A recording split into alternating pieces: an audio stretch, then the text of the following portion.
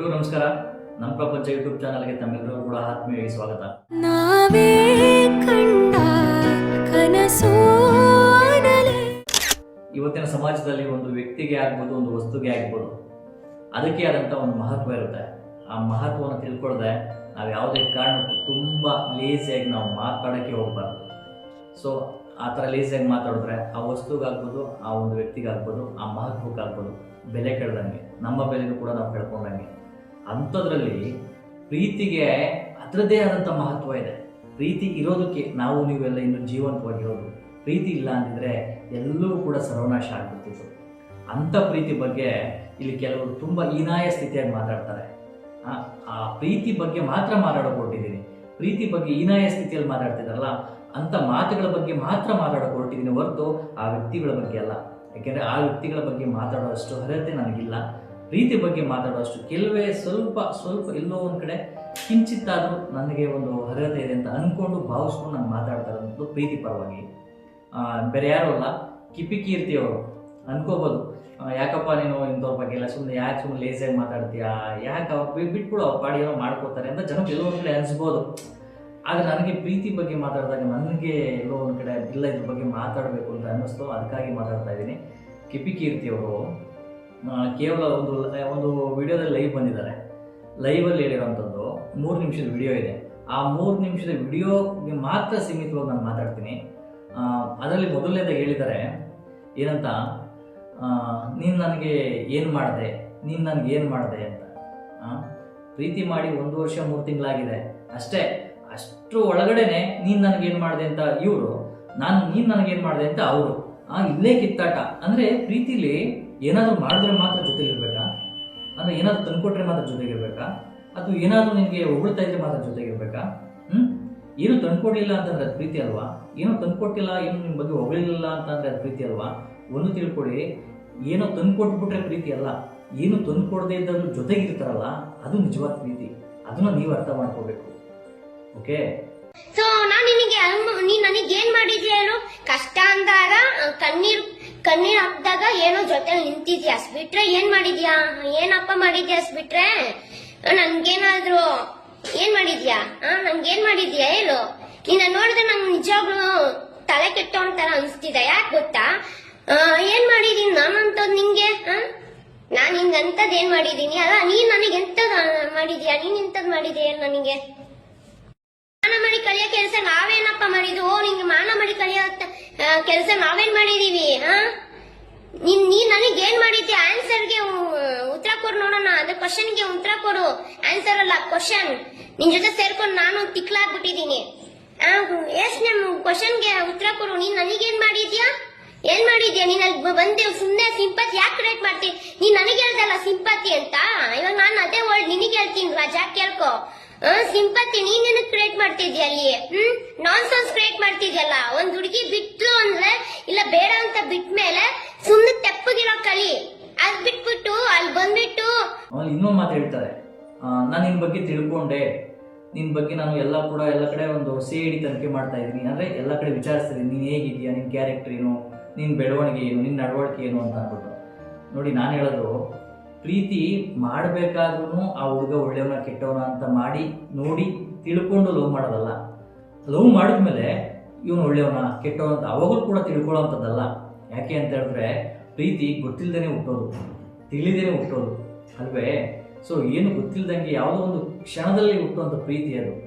ಆ ಪ್ರೀತಿ ಹುಟ್ಟಿದ್ಮೇಲೆ ಅದು ಒಳ್ಳೆಯವನಾಗಿರಲಿ ಕೆಟ್ಟವನಾಗಿರಲಿ, ಒಳ್ಳೆಯವಳಾಗಿರಲಿ ಕೆಟ್ಟವಳಾಗಿದ್ರೆ ಆ ಪ್ರೀತಿಯಿಂದ ಅವ್ರನ್ನ ಮನವೊಲಿಸಿ ಒಳ್ಳೆಯವ್ರು ಮಾಡಿ, ಪ್ರೀತಿಯಿಂದ ಹೋಲಿಸ್ಬಿಟ್ಟು ಅವ್ರನ್ನ ಇನ್ನೊಂದು ಅಷ್ಟು ಒಳ್ಳೆ ದಾರಿಗಳಲ್ಲಿ ನಡ್ಕೊಂಡು ಹೋಗೋ ಥರ ಒಂದು ದಾರಿದೀಪ ಆಗಿ.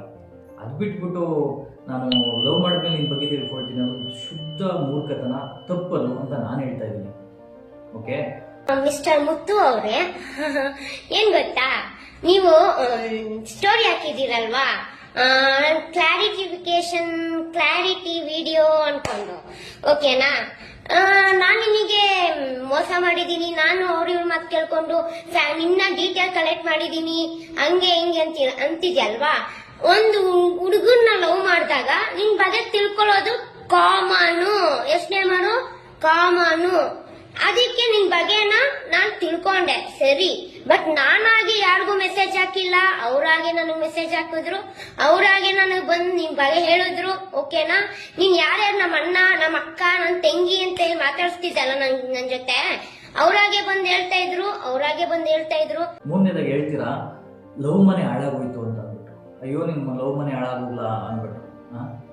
ಅಲ್ಲ, ಲವ್ನ ಎಷ್ಟು ತುಚ್ಛವಾಗಿ ಒಂದು ಬೀದಿಲಿ ಒಂದು ಕಾಲ್ ಕಸಕ್ಕಿಂತ ಕೀಳಾಗಿ ಆ ಪದನ ಉಪಯೋಗಿಸ್ತಿರಲ್ಲ, ಎಷ್ಟು ಮಟ್ಟಿಗೆ ಸರಿ ಇದು ಹೇಳಿ? ನಿಮ್ಗೆ ಅನಿಸ್ತಿದ್ಯಾ? ಎಲ್ಲೋ ಒಂದ್ ಕಡೆ ಮನಸ್ಸಾಕ್ಷಿ ಒಪ್ತಿದ್ಯಾ ಲವ್ ಮನೆ ಹಾಳಾಗೋಗ? ನೋಡಿ, ಒಬ್ರನ್ನ ಪ್ರೀತಿ ಮಾಡಿಬಿಟ್ಟು ಅಥವಾ ಮಾಡಿದ್ರು ಬಿಟ್ಟರೆ ನನಗೆ ಗೊತ್ತಿಲ್ಲ, ಸೆಕೆಂಡ್ರಿ, ಬಟ್ ಆ ಪ್ರೀತಿನ ಅಷ್ಟು ಹೀನಾಯ ಸ್ಥಿತಿಯಲ್ಲಿ ತುಚ್ಛವಾಗಿ ನೀವು ಮಾತಾಡ್ತಾ ಇದ್ದೀರಾ ಅಂದರೆ ಆ ಪ್ರೀತಿ ಬಗ್ಗೆ ಇನ್ನೆಷ್ಟು ಮಟ್ಟಿಗೆ ಅದು ಪವಿತ್ರವಾಗಿದೆ ನಿಮ್ಮಲ್ಲಿ ಅಂತ ನನಗೆ ಅನಿಸ್ತಾ ಇದೆ ಅಲ್ವೇ? ಸೊ ದಯಮಾಡಿ ಪ್ರೀತಿನ ಅಷ್ಟು ಹೀನಾಯ ಸ್ಥಿತಿಗೆ ತಗೊಂಡು ಹೋಗ್ಬೇಡಿ ಅಂತ ನಾನು ಕೇಳ್ಕೊಳ್ಳೋದು. ಕ್ರಶು ಗಿಶು ಲವ್ ಗಿವ್ ಮನೆ ಹಾಳಾಗುವಾಗ ಕ್ರಶು ಗಿಶು ಅನ್ಕೊಂಡು ಬಿಟ್ಟಿರೋ ಕತೆಗಳನ್ನ ಮುಂದಕ್ಕೆ ತಗೊಂಡು ಹೋಗ್ತಿದ್ಯಲ್ಲ, ಇದೇ ಫೈನಲ್ ಆಗಿ ಹೇಳ್ತಾ ಇದೀನಿ ಜನರೇ, ಇವ್ ನನಗೇನೋ ಮಾಡೋನಂತೆ ಇಲ್ಲಿ ಬಂದ್ ಕಮೆಂಟ್ ಹಾಕ್ಲಿ ಏನ್ ಮಾಡಿದ್ಯಾ ಅಂತ. ನಾನು ₹1 ಕೊಟ್ಟಿಲ್ಲ, ಹೇಳ್ಬೇಕೆ ₹1 ಕೊಟ್ಟಿಲ್ಲ. ನಾನು ಅವನಿಗೆ ದುಡ್ಡು ಕೊಡ್ತಿದ್ದೆ, ನಾನು ಅವನಿಗೆ ನೋಡ್ಕೊಂತಿದ್ದೆ, ಕಷ್ಟ ಅಂದಾಗ ನನ್ನ ಹತ್ರ ಬರ್ತಿದ್ದೆ. ಇದ್ರ ಪ್ರಕಾರವಾಗಿ ಯಾರಾದ್ರೂ ಬಂದು ನನಗೆ ಮೆಸೇಜ್ ಹಾಕೋ, ಕಾಲ್ ಮಾಡಿ ಡಿಲೀಟ್ ಮಾಡು ಅಂತಂದ್ರೆ ಅವ್ರಿಗೂ ಗ್ರಾಚಾರ ಬೀಳಿಸ್ತೀನಿ. ಎಲ್ಲದಕ್ಕಿಂತ ಹೆಚ್ಚಾಗಿ ಇನ್ನೊಂದು ಅನಿಸ್ತು ನೋಡಿ, ಒಂದು ಚಿಕ್ಕ ಮಗುಗೆ ಗಂಧದ ಆಹಾರ ತಗೊಂಡೋಗಿ ಆ ಕುತ್ತಿಗೆಗೆ ಹಾಕಿದಾಗ ಆ ಮಗು ಏನ್ ಮಾಡುತ್ತೆ? ಆಟ ಆಡುತ್ತೆ. ಫುಲ್ಲು ಕಿತ್ತಾಕಿ ರಂಪಾಟ ಮಾಡಿ ಹೆಂಗಂದ್ರಂಗೆ ಸುತ್ತಿ ಬಿಸಾಕುತ್ತೆ, ಆಟ ಆಡುತ್ತೆ. ಯಾಕೆ ಹೇಳಿ? ಯಾಕೆಂದ್ರೆ ಆ ಮಗುಗೆ ಗೊತ್ತಿಲ್ಲ ಅದು ಗಂಧದ ಆಹಾರ, ಗಂಧಕ್ಕೆ ಅದರದೇ ಆದಂತ ಒಂದು ಮಹತ್ವ ಇದೆ ಅಂತ ಅಂದ್ಬಿಟ್ಟು ಅಲ್ವೇ? ಡಾಕ್ಟರ್ ರಾಜ್ಕುಮಾರ್ ಅವ್ರಿಗೆ ಎಷ್ಟೋ ಕೋಟ್ಯಾಂತರ ಜನ ಅಭಿಮಾನಿಗಳು ಗಂಧದ ಹಾರ ಹಾಕ್ತಿದ್ರಂತೆ. ಯಾಕೆಂದ್ರೆ ಗಂಧಕ್ಕೆ ಅದರದೇ ಅಂತ ಮಹತ್ವ ಇದೆ. ಆ ಮಹತ್ವವಾಗಿರುವಂತಹ ಹಾರ ಡಾಕ್ಟರ್ ರಾಜ್ಕುಮಾರ್ ಅವ್ರಿಗೆ ಸಲ್ಲಬೇಕು ಅನ್ನೋ ಒಂದು ಮನಸ್ಥಿತಿ. ಯಾಕೆಂದ್ರೆ ಅದಕ್ಕೆ ಆದಂಥ ಮಹತ್ವ ಇದೆ ಅಲ್ವಾ? ಆ ಮಹತ್ವ ಆ ಮಗುಗೂ ಗೊತ್ತಿಲ್ಲ, ಆ ಗಂಧದ ಹಾರಕ್ಕೂ ಗೊತ್ತಿಲ್ಲ, ನಾನು ಯಾರ ಕುತ್ತಿಗೆ ಹೋಗ್ತಾ ಇದ್ದೀನಿ ಅಂದ್ಬಿಟ್ಟು. ಮತ್ತೆ ಗಂಧದ ಹಾರ ಇದು ಮಹತ್ವ ಇದೆ ಅಂತ ಆ ಮಗುಗೂ ಗೊತ್ತಿಲ್ಲ.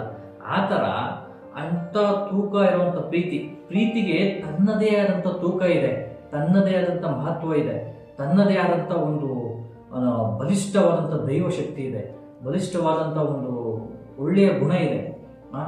ಈ ಥರ ಇರಬೇಕಾದಾಗ ಅಂಥ ತೂಕವಾದ ಪ್ರೀತಿನ ನಿಮ್ಮಿಂದ ಹಿಡ್ಕೊಳ್ಳೋಕ್ಕೆ ಸಾಧ್ಯ ಆಗ್ತಾ ಇಲ್ಲ. ಕೈಯಲ್ಲಿ ಕೊಟ್ಬಿಟ್ಟಿದೆ ಭಗವಂತ, ಏನೋ ಗೊತ್ತಿಲ್ಲ ನಿಮಗೆ ಪ್ರೀತಿ ಅಂತನೋ ಏನೋ ನನಗೆ ಗೊತ್ತಿಲ್ಲ, ಸೆಕೆಂಡ್ರಿ, ನಾನು ಅದ್ರ ಬಗ್ಗೆ ಮಾತಾಡಲ್ಲ. ಆ ತೂಕವಾಗಿರುವಂಥ ಮಹತ್ವವಾಗಿರುವಂಥ ಪ್ರೀತಿನ ನಿಮ್ಮಿಂದ ಹಿಡ್ಕೊಳ್ಳೋಕ್ಕಾಗದೆ ಕೆಳಗಡೆ ಬಿಟ್ಟು ಆ ಪ್ರೀತಿನ ಕಾಲಲ್ಲಿ ತುಳಿತಾ ಇದ್ದೀರಾ, ಕಾಲಲ್ಲಿ ತುಳ್ಕೊಂಡು ಇವತ್ತು ಇನ್ನೊಬ್ಬರ ಬಗ್ಗೆ ಮಾತಾಡ್ತಾ ಇದ್ದೀರಾ. ಅವನು ಸರಿ ಇಲ್ಲ ಅಂತ ಇವ್ರು ಸರಿ ಇಲ್ಲ ಅಂತ ಅವರು. ಎಷ್ಟು ಮಟ್ಟಿಗೆ ಸರಿ ಇದು? ಪ್ರೀತಿ ಮಾಡಿದ್ಮೇಲೆ ನಾವೇನು ಮಾಡಬೇಕು? ನಿಮ್ಮಲ್ಲೇ ಇರಬೇಕು, 4 ಗೋಡೆ ಮಧ್ಯೆ ಇರಬೇಕು, 4 ಗೋಡೆ ಮಧ್ಯೆ ಬಗೆಹರಿಸ್ಕೊಳ್ಳೋಂಥ ಮನಸ್ಥಿತಿ ಬಳಸ್ಕೋಬೇಕು ಫಸ್ಟು. ಅದು ಬಿಟ್ಟು ಆ ಪ್ರೀತಿನ ಕೈಯಲ್ಲಿ ಇಟ್ಕೊಳ್ಳೋ ಶಕ್ತಿನೇ ಇಲ್ಲ ನಿಮಗೆ. ಆ ಶಕ್ತಿ ಇಲ್ದಿರೋ ಟೈಮಲ್ಲಿ ಅದನ್ನು ಪ್ರೀತಿ ಅಂದ್ಕೊಂಡು ಕೈ ಹಿಡ್ಕೊಂಡ್ಬಿಟ್ಟು ಅದನ್ನು ಇವು ತೂಕಪ್ಪ ನನ್ನಿಂದ ಆಗಲ್ಲಪ್ಪ ಅಂತ ಕೆಳಗೆ ಬಿಟ್ಬಿಟ್ಟು ಕಾಲಲ್ಲಿ ತುಳ್ಕೊಂಡು ಇವತ್ತು ಅವ್ರ ಮೇಲೆ ಇವ್ರ ಮೇಲೆ ಅವರು, ಇದೇ ರಂಪಾಟ. ಈ ರಂಪಾಟದಿಂದ ಏನಾಗ್ತಿದೆ ಅಂದರೆ, ಎಷ್ಟೋ ಪ್ರೀತಿ ಮಾಡಿರುವಂಥ ಮನಸ್ಸುಗಳು, ಹೌದಾ ನನ್ನ ಬದುಕಲ್ಲಿ ಹಿಂಗಾಗಿತ್ತಲ್ಲ ಅಂತ ಎಲ್ಲೋ ಒಂದು ಕಡೆ ಅವರು ಕೂಡ ಬೇರೆ ಮರವಾಗಿ ಹಿಡಿಯುವಂಥ ಮನಸ್ಥಿತಿಗಳು ಬಂದ್ಬಿಡುತ್ತೆ. ಸೊ ನಾನು ಹೇಳೋದಿಷ್ಟೇ, ಮೊದಲನೇದಾಗಿ ಆ ಪ್ರೀತಿನೇ ಹಿಡ್ಕೊಳ್ಳುವಂಥ ತೂಕವನ್ನು ನಿಭಾಯಿಸುವಂಥ ಶಕ್ತಿ ನನಗಿದೆಯಾ ಒಂದು. ಎರಡನೇದು, ಆ ನಿಭಾಯಿಸುವಂಥ ಶಕ್ತಿ ಜೊತೆಗೆ ಅರ್ಥ ಮಾಡ್ಕೊಳ್ಳೋ ಮನಸ್ಸಿದೆಯಾ? ಓಕೆ, ಅರ್ಥ ಮಾಡ್ಕೊಳ್ಳುವಂಥ ಮನಸ್ಸು, ಆ ತೂಕವನ್ನು ಹಿಡ್ಕೊಳ್ಳೋ ಶಕ್ತಿ ಮತ್ತು ಮನಸ್ಸು ಎರಡು ನಿರ್ದಿಷ್ಟವಾಗಿದೆಯಾ?